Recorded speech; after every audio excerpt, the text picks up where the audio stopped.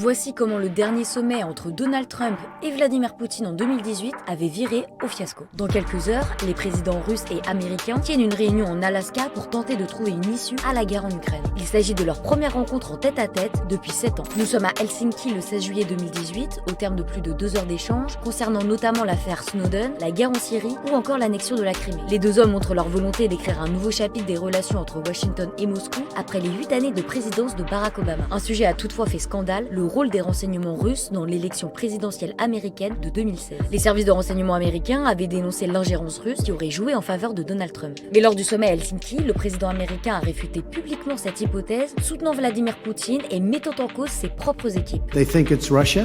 I have President Putin. He just said it's not Russia. I will say this. Des aveux pour ses propres services, pour les services américains, c'est évidemment très grave. Poutine souriait évidemment devant cette situation.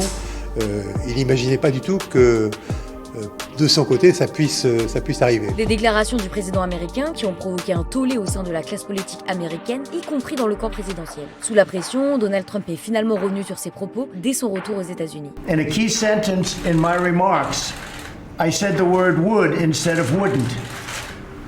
The sentence should have been, I don't see any reason why I wouldn't, or why it wouldn't be Russia. Si l'ingérence russe a finalement été confirmée par l'enquête du procureur Robert Mueller et par la commission du renseignement du Sénat américain, aucun accord n'a été établi entre la campagne de Trump de 2016 et Moscou. Les deux hommes entretiennent des relations tumultueuses depuis le retour de Donald Trump à la Maison-Blanche. Le président américain avait promis de mettre fin à la guerre en Ukraine et s'est par ailleurs agacé à plusieurs reprises de la volonté de la Russie de poursuivre l'invasion de l'Ukraine.